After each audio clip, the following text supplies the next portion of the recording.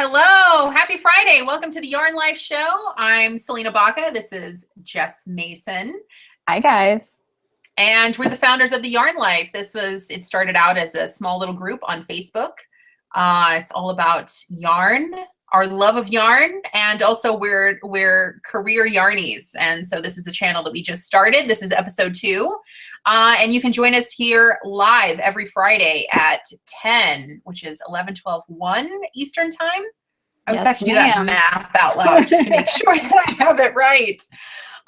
So yes, if you haven't already found us on Facebook in our group, you can just find us by searching Yarn Life with Jess and Selena. You can get tangled up with us. So you can follow us there, and also be sure to subscribe to this channel because we are going to do this every single Friday. Shout out to people who are here live. Hello, Jackie. Hello, Amanda. Hello, Courtney. Hello, Simone. Thank you all for being here. If you guys have any questions for us about the show, about yarn in general, toss them in the live chat list and we'll get a few answered at the end. So today I'm really excited that we're going to feature something that is very near and dear to us: yarn, crochet, knit, weave, anything you do in the yarn industry that is a career. That's what we're putting a focus on today, because Jess, as the founder of the Yarnpreneur Society, is going to talk to us a little bit about what her society is, why that's important, and just shedding a little bit of light on some resources that can help people who are trying to make a career out of this. So Jess, thank you for joining us today on our channel. Well, I'm kind of stuck here, I know. because I'm here every Friday, but I'm so happy to be here as usual. Absolutely, absolutely. So this may be a term that is kind of foreign to people, but hopefully it kind of clicks. Yarnpreneur. It's like, oh, I love yarn. I'm trying to be an entrepreneur. But let's hear your take on this. What does this mean to be a yarnpreneur? And tell us a little bit about your society. Yeah, so yarnpreneur is a term that I came up with because I always thought of myself as an entrepreneur. And I know that for some people, they don't quite feel like an entrepreneur. They feel more like a small business owner. And I wanted to kind of break that stigma, because to me, a small business owner is something very different. An entrepreneur is someone who's really carving out a different path for themselves. Maybe they're making a living doing what they love, what they're passionate about, something that they enjoy, something that's maybe a little more off the beaten path, something that they really have to work hard at, something that is a little more unusual to me. So I like the word entrepreneur because I feel like it embodies that spirit of kind of, forging ahead even when things are tough, of really putting that your personality into what you're doing. So I identify with that word more so than other words that kind of mean the same thing. And so the word entrepreneur really spoke to me, and it just so happened that the word yarn just kind of fits in there really nicely. It does. And it flows, yarnpreneur. It does. It's fun to say. Yeah, so I found that embodied what I was trying to do, what I was trying to achieve. And if you've been with me, or if you've said hi to me for a while, you might know that the Yarnpreneur Society used to be called the Swift Stitch Society. Mm-hmm. And that name, while I liked it, did not quite embody what I was trying to accomplish. I wanted to, help people that wanted to make a career, that wanted to make a living from this. And I wanted to make sure that the name I used, expressed that. So that's where the word itself, yarnpreneur, came from. And the reason why I call it the Yarnpreneur Society, I think there are so many people that are trying to make a career, or are making a career in this industry. And there are so many different ways to do it that I love having that term that kind of covers everyone. And it's a blanket term for anyone who is making a career in the fiber arts. And that's what I find so appealing about that word. And that's why I like to explain it a little bit, because I think some people might not consider themselves yarnpreneurs until they kind of hear the definition. like, oh, I have an Etsy shop, or yeah, like just do this stuff on the side, or like, but if you're making money, if you're making a career, if you're doing this professionally, I would consider you a yarnpreneur, and I would urge you to start calling yourself a yarnpreneur. Not only because I like the term, but because I think it embodies what we're trying to do really well. I love that so much. It's not just a cute name. It's not just, you know, a little cute support group. It's not. I think that we see a lot of that, and that's why, you know, I call you my work wife. It totally does. I love that about you, because there are hundreds of thousands of groups and places, and, you know, there are small connections that people make who are trying to make a career out of this. And even I was kind of at fault for doing that for a really long time. It's really hard to find other people who are trying to make careers in the yarn industry. And so that's why when I found you, when I heard this was your mission, when I saw what you were doing with the Yarnpreneur Society, with YPS, it makes so much sense. And for me, that is the true definition between somebody who, you know, if you're a hobbyist in this world on any level, there is nothing wrong with that whatsoever. However, it's really difficult for people who come here and do this as their day job every single day to find other people who are doing the same thing. And because you need different resources, you have specific questions. You know, the digital world is constantly changing. And so you need that community. And that's why I find what you do so refreshing. So with that said, now that we know a little bit more about what the Yarnpreneur Society is, who is this for really? I know we kind of touched on a few things, but tell us a little bit about, you know, what it is that YPS does, and what kind of person could benefit from being a part of it.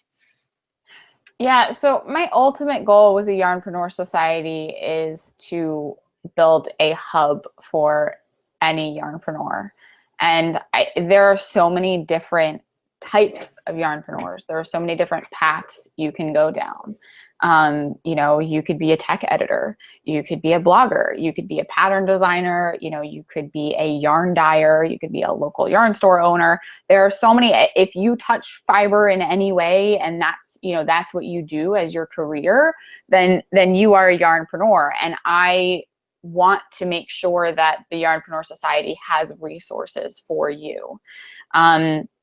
So this is actually, and I wasn't planning on announcing this, but I'll do it anyway. I'll do it anyway because I think it fits really well. So we are experiencing, as a team, the Yarnpreneur team, behind the scenes, we are making a completely new path for our members.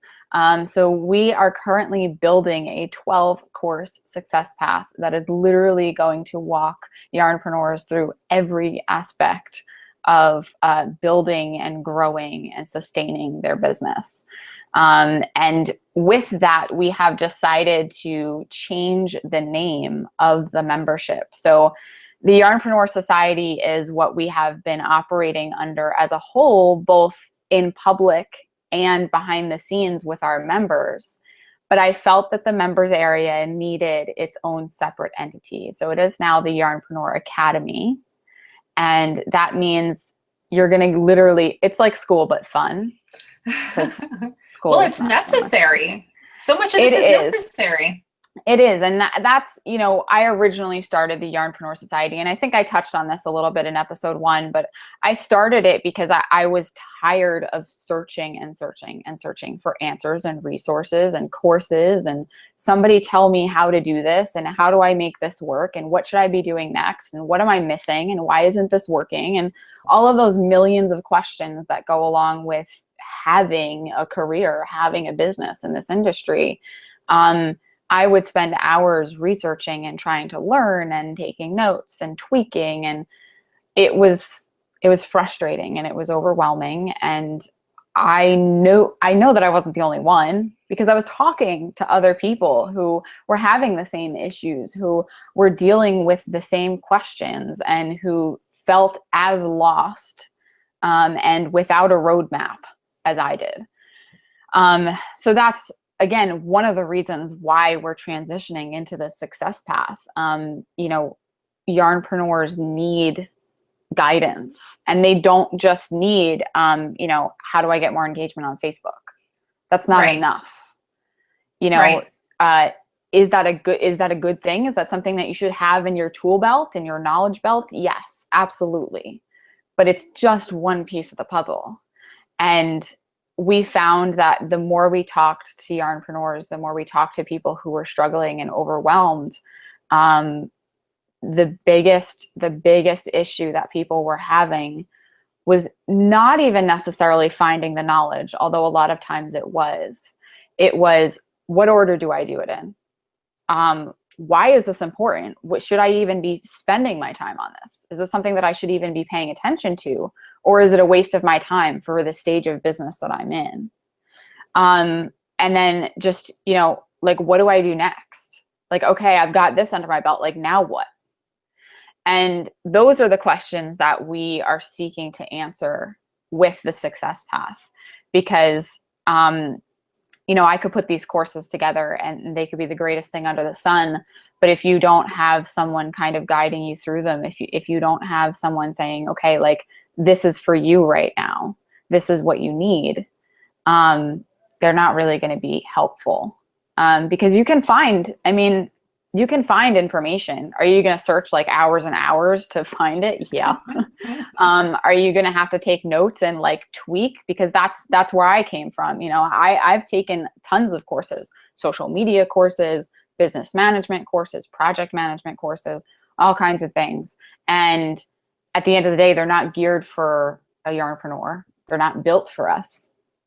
And so when I was done with the course, not only did the course itself take hours, and I would have to take notes, but then when I got done with it, I was like, okay, 90% of this doesn't even make sense for my business, or I have to figure out how to make it work for me, because it was built for someone who owns a golf store. You know, like, it's not the same thing at all. It's built for someone who sells physical products, and everything I do is digital.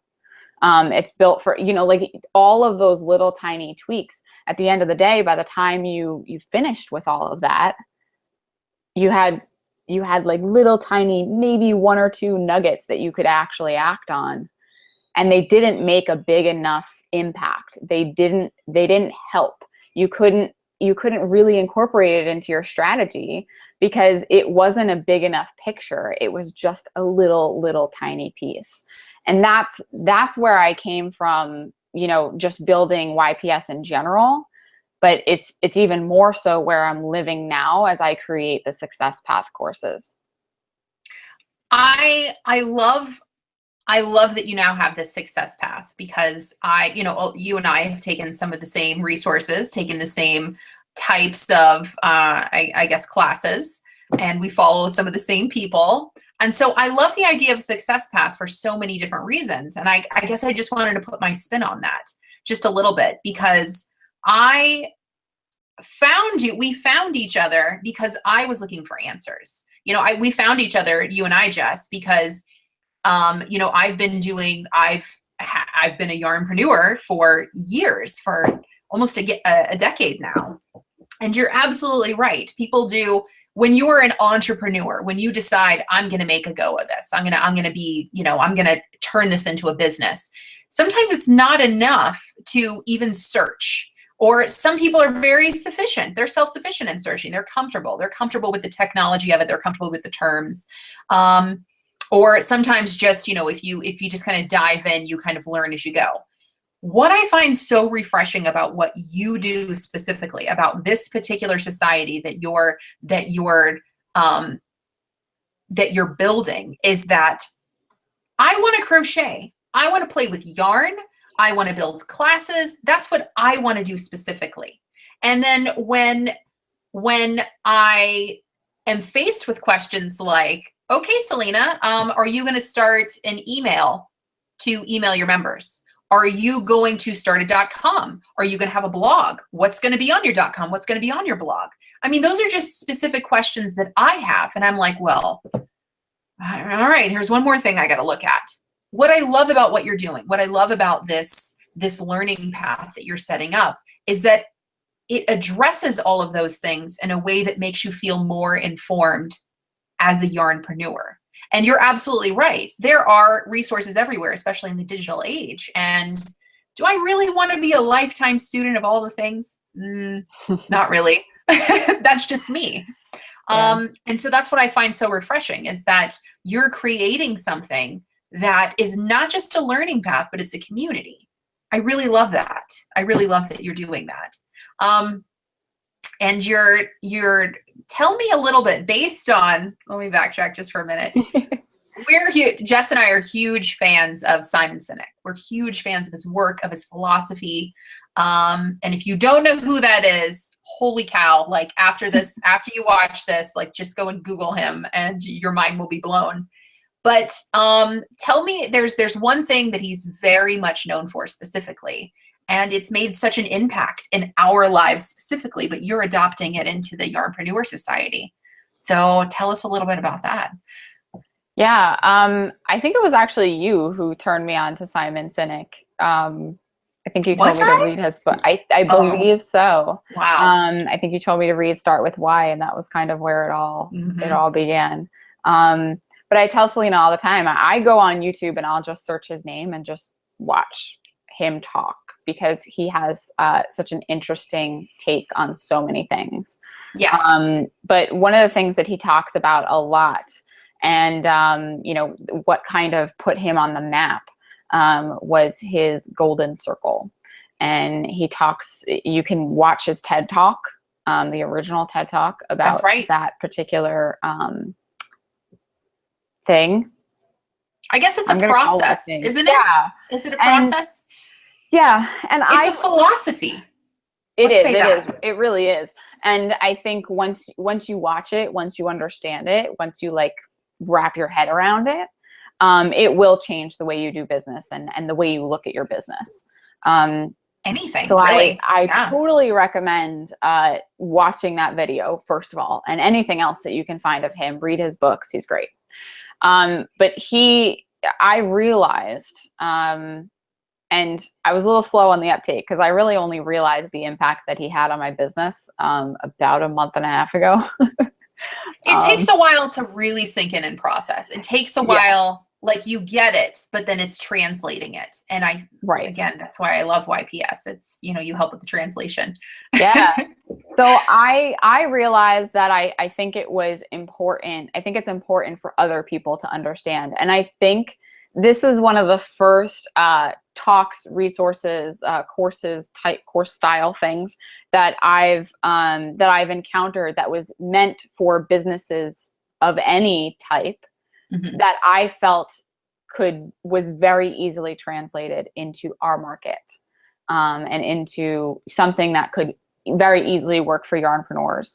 So what I did was I built the Golden Circle course, and it is a free course, and it is open to anyone to take. It is delivered through email.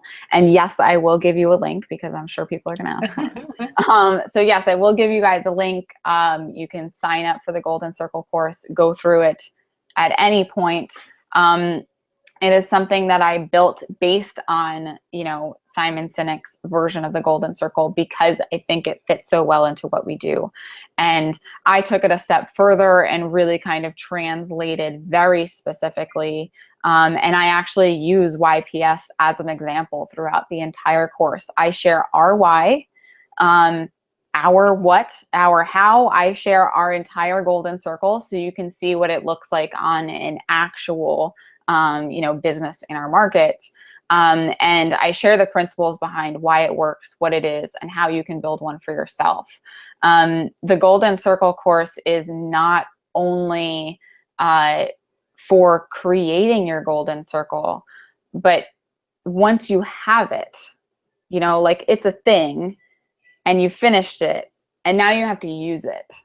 So I really make sure to advocate, you know, this is not something that you do when you forget about. Right. It's something that you incorporate into every aspect of your business. You do not let it go. And it factors into, you know, the projects you take on. the messaging you share, the posts that you share on social media, the emails that you write, the collaborations that you take on, the things that you do every single day. It touches all of those. So it's the celery test. It is. Yep. It totally is. Test. And I think it would be my dream to kind of see people take this idea and spread it, especially in our market, especially for yarnpreneurs, because I feel like the people who are doing it right, the people who are being successful in our market right now, are because they're using the golden circle, whether they've consciously accepted it or not, whether it's something that they've actually gone through the exercise or not, they're embodying those principles. Right. And those are the people that are doing really well. Those are the people that are finding success. And those are the people that we want to emulate, not copy, but emulate. Absolutely. So I think I would encourage everyone to take a chance and sign up for that Golden Circle course. You know, take a second and do that, because it's free. Jess, where can they find this? And again, we're going to post links in the comments, but just in case you're listening along. Yeah, where can we find this? If you go to a little bit of a roundabout way, if you go to yarnpreneur.com and scroll down our brand new designed homepage, I just this morning. Nice. This little ways down, there's a pink strip, and there's a PDF guide called 7 Things Every Yarnpreneur Should Know. And if you grab that, that's just a bonus. You can grab that. And then on the thank you page for that, it'll say, hey, you can sign up for the Golden Circle course, and you can do it through there. And then I'll also post a direct link for anybody who doesn't want the PDF. I don't know who wouldn't want the PDF, but if you don't want it, I'll give you the direct link too. They want it. Yeah, anybody, and I would suggest anybody who's even, if you love crochet maybe, or I'm a crocheter, so I always say that. I'm sorry. Crocheters are not the only ones. If you love yarn on any level, if you do something in the yarn world that you're really passionate about, it doesn't matter what it is, whether or not you're even considering turning this into a business, I would suggest going and checking this out. Because again, maybe you're just a hobbyist on any level. Maybe you're just in some pattern testing groups and that's it, and you're totally fulfilled. I think that it's great information. I think that it's great information to not only kind of self-assess and really kind of define, like, this is something that I love, and maybe here are some tips to make it better. But again, if you want to make that career turn, then this is the best resource available ever for people in the yarn industry. This is it. Yay. I also think, and I just like to throw this out there, because sometimes people are yarnpreneurs and they don't even realize it. Yeah. You know, those people that make a bunch of stuff that they love and then they go to a craft fair, you know, and if it's something that you even remotely enjoy on any level, it's worth kind of exploring what it would look like to really focus and hone your skills and learn more. And, you know, maybe you could find more success doing something that you're already kind of dabbling in and that you already enjoy. Absolutely. Back to, and this is a note that I want to make about that too, for people who are unsure about whether or not they are yarnpreneurs.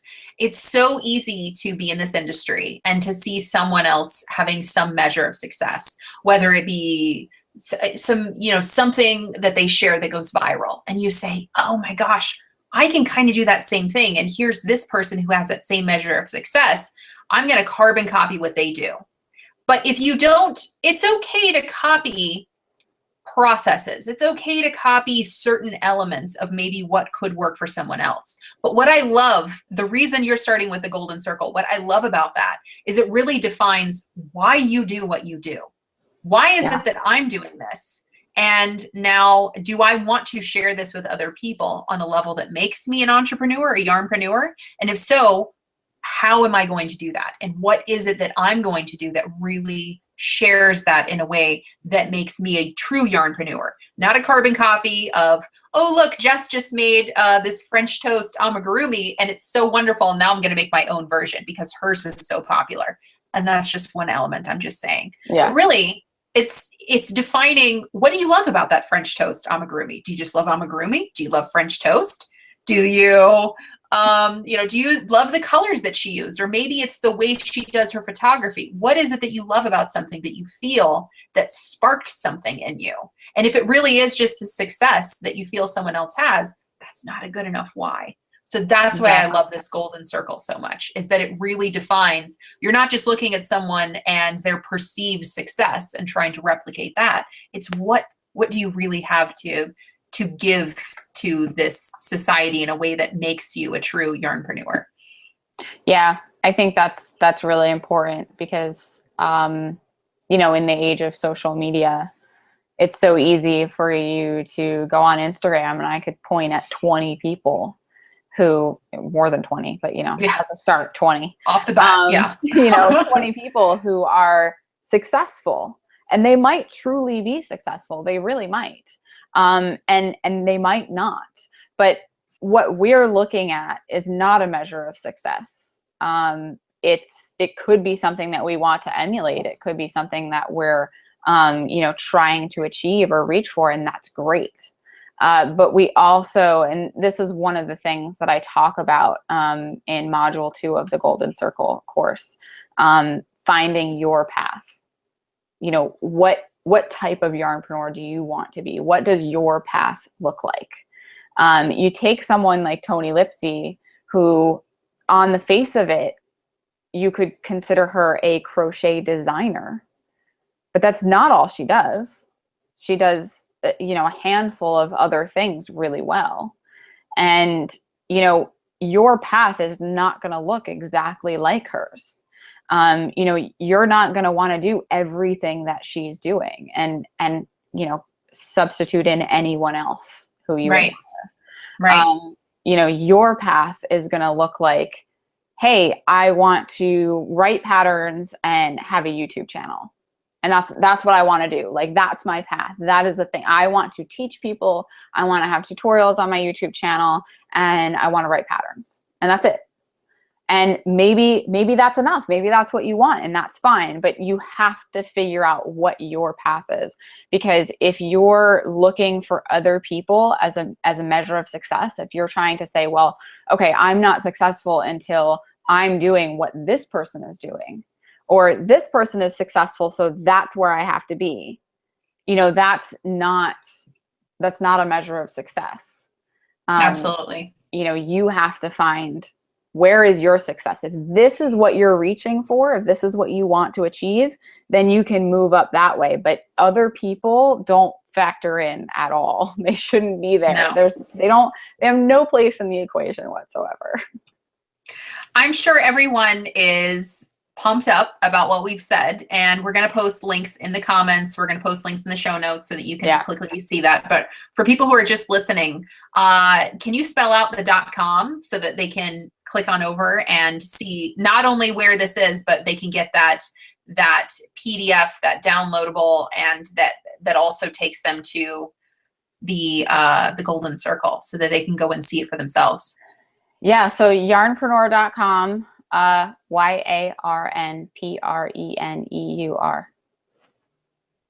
I know that's a mouthful. That's a mouthful. Yeah. That's why I wanted you to spell it out loud. I quickly learned how to spell entrepreneur because it is spelled kind of weird. It is. But yeah. And I'm not going to say it again because the last time I tried to do that, I messed it. I did it the first time and I messed it up the second time. Oh no! It's long name, amazing results. So click on over. Whether or not you even categorize yourself as someone in the professional yarn industry, it's great information. It's a great mission. It's a great society, and there's a great little free downloadable, so you can see that. What was it again? 7 things every yarnpreneur should know. Yep. There we go. Good stuff. Amazing. All right. Anything else we should know about that or run out and do after this episode?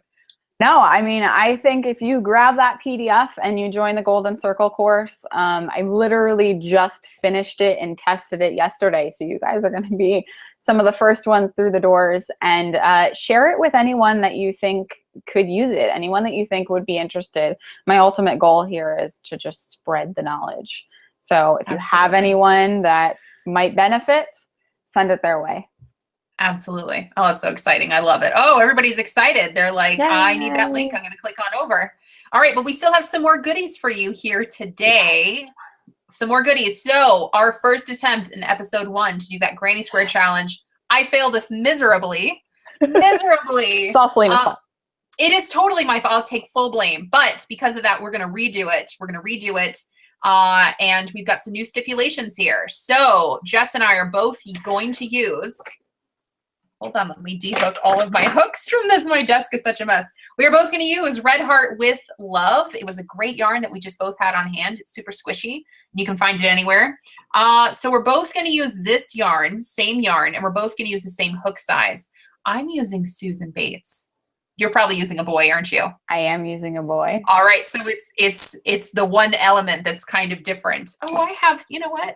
We both have the same fox hook. Friendly foxes, yeah. So, excuse me. So we're going to try this again. Jess, would you like to go for, and we're redoing our time, and we're going to post this in our Facebook group, and we're going to have a running tally. So all the guests that we have on are going to have to take the Granny Square Challenge, and we're going to categorize everybody accordingly. We're going to see who measures up. So would you like to go first, Jess, or would you like to go second? Yeah, I want to go first because last time you went first, and it put a lot of pressure on me. Did I go first last time? I don't even remember. Oh, I don't know. No, I think it was because we did it twice. We did do it twice. After I saw your time, I just did it. All right, so we're going to do that. And we're still using the same pattern, which is that free Granny Square pattern that I made for Red Heart. And I think we posted in the last one. I think it's Making Squares, or what was it called? I don't remember.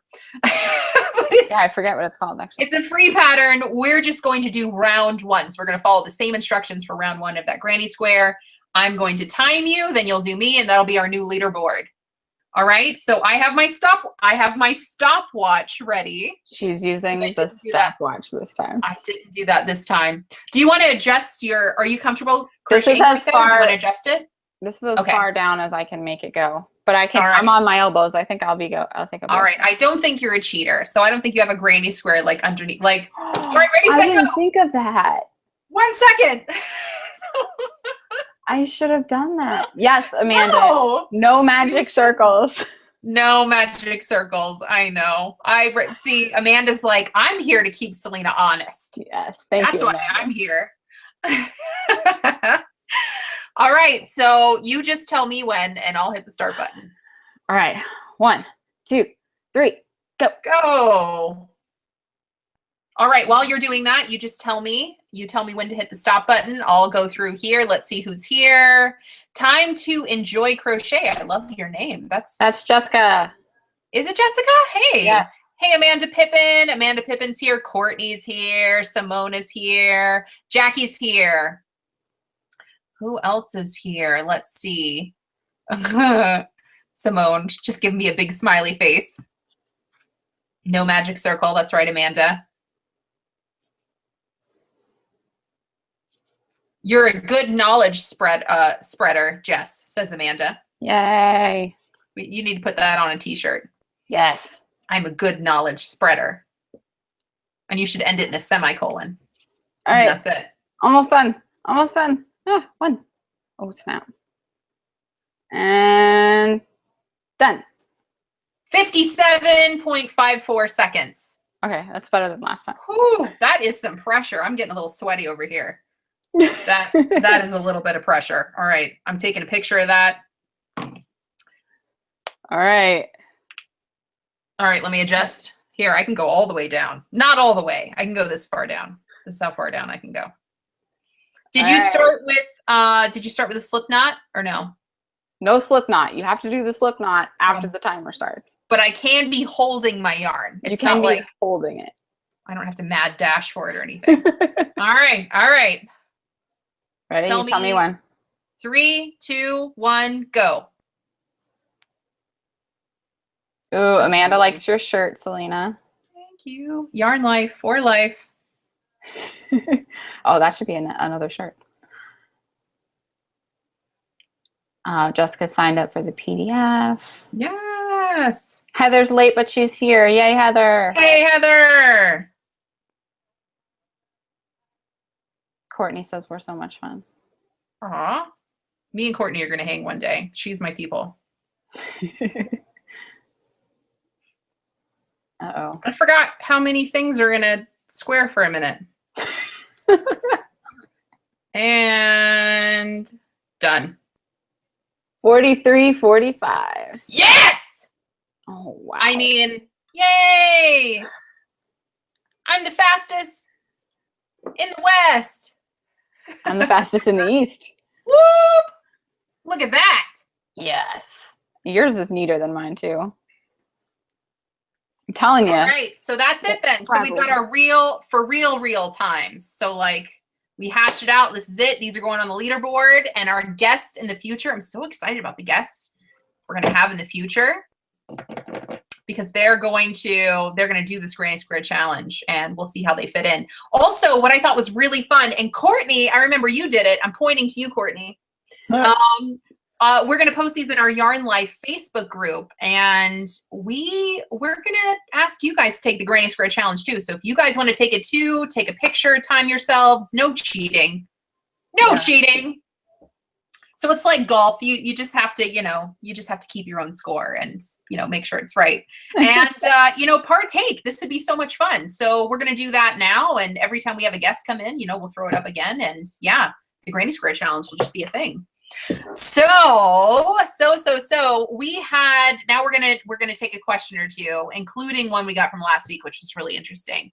And we'll start with that. So Terry was here live last week, and she says, Jess, please share with us what is written on your walls in the next video, which is now. And she says, I know I'm nosy, but I've noticed that too. You do have something written on your walls. Can you tell us about that? Yeah, so I have 2 hand-painted murals in my room done by yours truly, because nobody else would spend that much time painting stuff. You're going to have to take pictures and show us too so we can see. Yeah, because that's the one above my closet, and it says, go make a life, not a living. Oh my gosh, that's perfect. And there used to be a clock hanging there. Yes, there was. But it fell and it broke. I remember that. You did have a clock. Yeah, so I have to get another one because it looks weird. There's a big space there. And then I don't know how well you guys can see because the lights aren't on, but in my reading nook, there's a quote that wraps around the 3 walls back there, and it's a John Lennon quote actually. And wow. I can read it to you because it's fairly long. But it basically is about happiness. Hold on. I love John Lennon. It says, when I was 5 years old, my mother always told me that happiness was the key to life. When I went to school, they asked me what I wanted to be when I grew up, and I wrote down happy. They told me I didn't understand the assignment, and I told them they didn't understand life. So that is my long quote that took forever. Good. I forgot about that. I've heard that before is what I'm saying. Yeah. Interesting. All right. So I guess that wraps up episode 2 of Yarn Life. I have one more question. Don't forget. We do. Oh, I'm so sorry. We did. Jackie asked a question in the beginning. I'm sorry, Jackie. Forgive me. I'm new here. She asked, what is your favorite yarn to work with, ladies? So why don't you go first, Selena? My all-time forever favorite is Red Heart Soft. It is my favorite to work with. I say this all the time. A lot of it inspires me to make things that I love, and I just feel that it understands me as a person. Oh, I love that. That's great. My favorite is, I have 2 favorites. No, that's cheating. No, I'm kidding. If we're talking fancy yarn, like expensive yarn, I like Madeline Tosh. Or any really indie dye. I buy here and there when I can afford it, some indie dyed stuff. But I really like Loops and Threads Impeccable, actually. It's the majority of the worsted weight that I use for my amigurumi and stuff like that. Just, it's very versatile. They have a lot of colors. I find it, I like, you know, it just works well. So That's true. those are my favorites. It's always interesting to hear what people's favorite worsted yarn is, just because it's kind of a staple for a lot of people in the yarn world. And so it's always interesting to hear what their favorites are. And I wonder if it's based a lot on just what your local availability is, or like the first yarn that was handed to you or something. Yeah. So I wonder. Yeah, it's interesting. We should have a whole episode dedicated to that. Yes, that would be fun. Yarn theory. All right. So does that wrap up episode 2 then for us? Is that it? It does. I think that's it. All right. That was it. Jess, it's always a pleasure. Always a pleasure. You truly inspire me, and that's why you're my work wife. And I love what you're building with the Yarnpreneur Society. I'm very proud to be a part of it. Please check the links. Anybody who loves yarn, anybody who's part of the yarn industry on any level, just because it really, truly is an amazing resource. And I think that at the very least, it's just going to help you define a few things about, you know, what you love and why you love it, and whether or not you'd like to pursue a next level. So thank you, Jess, for telling us a little bit about it, and I'm excited to hear what everybody thinks about that PDF, the 7 things every yarnpreneur should know. And I'd love to hear what people think of the Golden Circle after they go through that. Me too. Thank you so much for having me. I mean, you're stuck with me. Absolutely. I happily stuck with you. Happily. So what's next? Episode 3 is next. And we're going to put a spotlight on me, Selena Baca, because I am the founder and lead educator at the American Crochet Association. And Jess and I are going to have a quick chat about that. It's the American Crochet Association is all about helping crocheters to help themselves.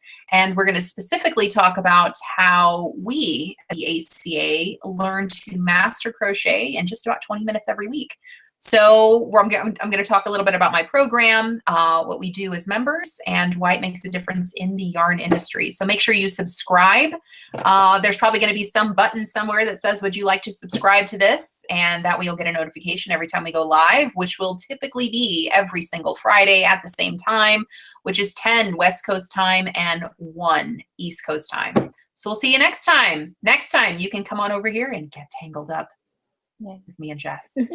Bye, guys. All right. Peace, guys. Have a great weekend. See you next time. Thanks for joining us.